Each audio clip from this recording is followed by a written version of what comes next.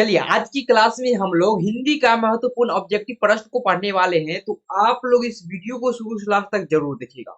अगर आप चाहते हैं कि 10वीं परीक्षा में हमको 480 प्लस अंक लाना है, तो इन सारे हिंदी का प्रश्न को आप लोग को याद कर लेना है। चलिए पहला प्रश्न देखिए क्या कहता है। डॉक्टर भीमराव अंबेडकर का जन्म कहाँ हुआ था? आपको बताना है कि डॉक्टर भीमराव अंबेडकर का जन्म कहाँ हुआ था। ऑप्शन ए है महू मध्य प्रदेश, ऑप्शन बी है गोरखपुर उत्तर प्रदेश, ऑप्शन सी है डुमराव बिहार, ऑप्शन डी है दानकुनी पश्चिम बंगाल। तो डॉक्टर भीमराव अंबेडकर का जन्म कहाँ हुआ था? तो Mhow Madhya Pradesh. Option number A जो हो जाएगा हमारा बिल्कुल ही सही आंसर हो जाएगा। ठीक है, ऑप्शन नंबर ए बिल्कुल ही सही हो जाएगा। चलिए अगले प्रश्न की ओर बढ़ते हैं। अगला प्रश्न देखिए, भारत में बेरोजगारी का मुख्य कारण है। अगला प्रश्न बहुत ही वीवीआई प्रश्न है प्यारे साथियों, आपको याद कर लेना है।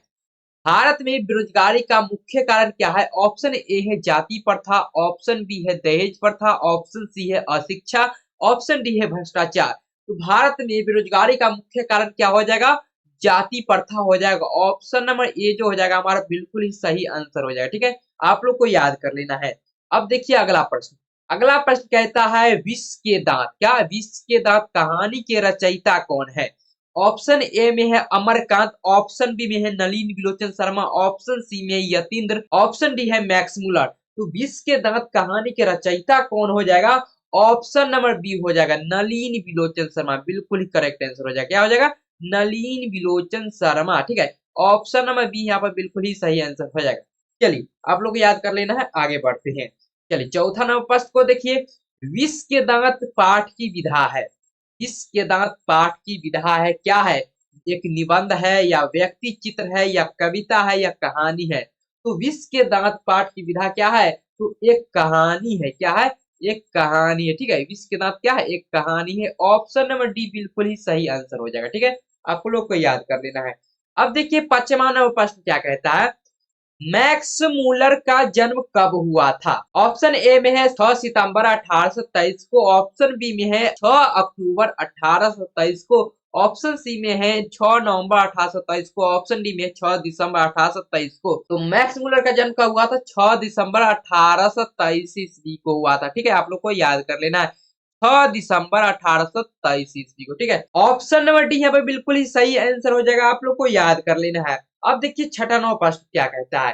कहता है निर्वंश विद्या का संबंध किससे है? निर्वंश विद्या का संबंध किससे है? पहला ऑप्शन देखिए, खगोल विज्ञान से है या मानव विज्ञान से है या वनस्पति विज्ञान से है या भूगर्भ विज्ञान से है? तो निर्वंश विद्या का संबंध जो है मानव विज्ञान से। क्या हो जाएगा? मानव विज्ञान से। ऑप्शन नंबर बी जो हो जाएगा बिल्कुल ही करेक्ट आंसर हो जाएगा, आप लोग को याद कर लेना है। ठीक है, चलिए आगे देखते हैं।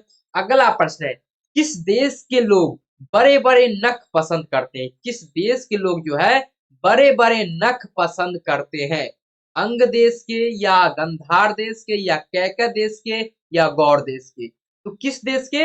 अंग देश हो जाएगा, बिल्कुल ही करेक्ट आंसर। क्या हो जाएगा? अंग देश हो जाएगा। ऑप्शन नंबर ए जो हो जाएगा बिल्कुल ही करेक्ट आंसर हो जाएगा, आपको याद कर लेना है। चलिए अगला प्रश्न को देखते हैं। 8 नंबर प्रश्न देखिए, कहता है अनाम दास का पोथा उपन्यास किस लेखक की कृति है?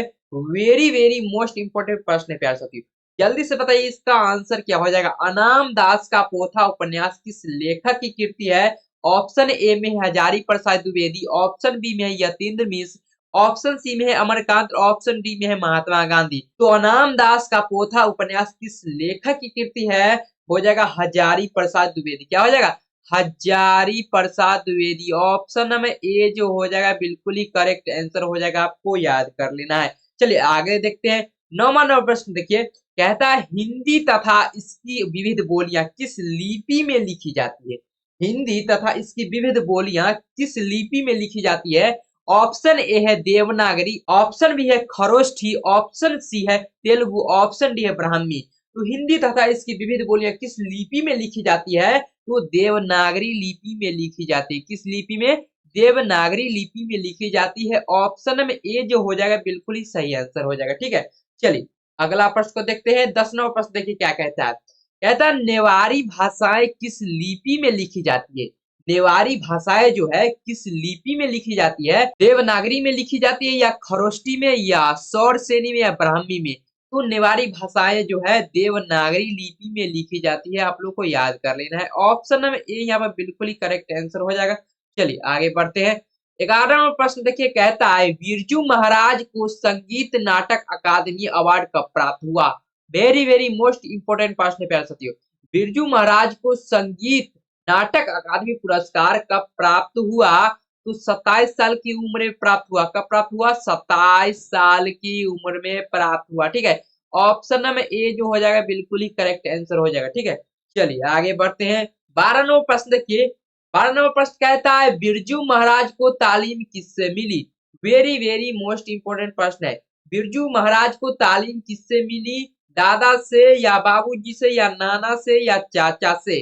तो बिरजू महाराज को तालीम किससे मिली थी? तो बाबूजी से मिली थी। ठीक है, बाबूजी से मिली थी, आप लोग को याद कर लेना है। ऑप्शन नंबर बी यहाँ पर बिल्कुल ही करेक्ट आंसर हो जाएगा। ठीक है, चलिए आगे बढ़ते हैं। 13वां प्रश्न देखिए, कहता है ल मादा मोजेल द अविन्यू किसकी कीर्ति है?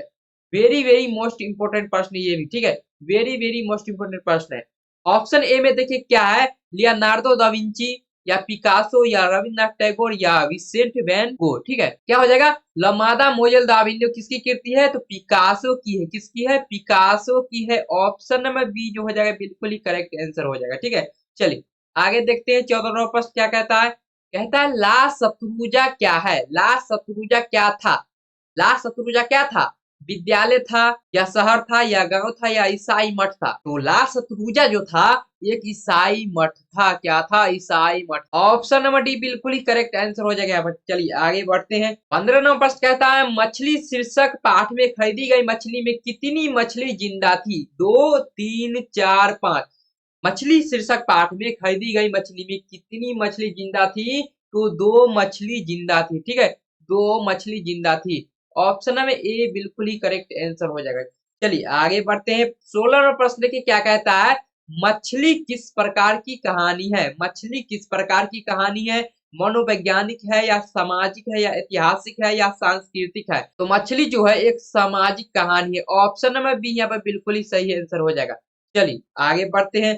17वां प्रश्न देखिए कहता है बहादुर का पूरा नाम क्या है? बहादुर का पूरा नाम क्या है? जल्दी से बता दीजिए इसका आंसर क्या हो जाएगा? शेख बहादुर, दिल बहादुर, तेज बहादुर या राम बहादुर? तो बहादुर का पूरा नाम क्या हो जाएगा? दिल बहादुर हो जाएगा। ऑप्शन नंबर बी यहाँ पे बिल्कुल ही करेक्ट आंसर हो जाएगा। ठीक है, क्या हो जाएगा? दिल बहादुर। ऑप्शन नंबर बी बिल्कुल ही सही आंसर हो जाएगा। देखिए 18वां प्रश्न क्या कहता है? जिंदगी और जोक किस लेखक की रचना है? जिंदगी और जोक जो है किस लेखक की रचना है? भीमराव अंबेडकर या गुनाकर मूले या अशोक वाजपेयी या अमरकांत?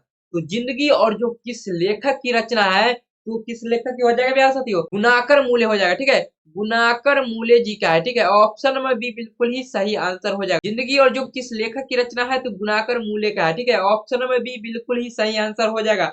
अगला प्रश्न देखिए 19 नंबर क्या कहता है? रामविलास शर्मा का जन्म कब हुआ था? रामविलास शर्मा का जन्म कब हुआ था? ऑप्शन ए है 10 अक्टूबर 1912, ऑप्शन बी है 20 सितंबर 1913, ऑप्शन सी है 25 नवंबर 1914, ऑप्शन डी है 10 अक्टूबर 1911। तो रामविलास शर्मा का जन्म हुआ था 10 अक्टूबर 1912 को हुआ था। ठीक है, आप लोग को याद कर लेना है 10 अक्टूबर 1912 को हुआ था। ऑप्शन नंबर ए हो जाएगा बिल्कुल ही करेक्ट आंसर। ठीक है, चलिए अगला प्रश्न को देखते हैं। 20 नंबर क्या कहता है? देखिए कहता है परंपरा का मूल्यांकन शीर्षक पाठ साहित्य की कौन सी विधा है? बहुत ही मोस्ट इंपोर्टेंट प्रश्न है प्यारे साथियों, वेरी वेरी मोस्ट इंपोर्टेंट प्रश्न है। ठीक है, कहता है परंपरा का मूल्यांकन शीर्षक पाठ साहित्य की कौन सी विधा है? कहानी है, निबंध है, व्यंग है या संस्मरण है? क्या है? परंपरा का मूल्यांकन शीर्षक पाठ साहित्य की कौन सी विधा है?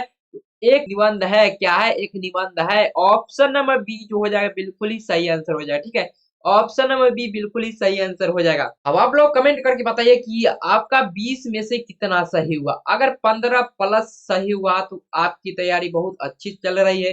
अगर 15 से कम हुआ, अगर 15 से कम हुआ तो आपको और मेहनत करने की जरूरत है। ठीक है, इस चैनल को जल्दी से सब्सक्राइब कर लीजिए और वीडियो को अभी तक लाइक नहीं किया तो वीडियो को लाइक कर दीजिए। और ठीक है, मिलते हैं नेक्स्ट वीडियो में, तब तक के लिए जय हिंद, जय भारत।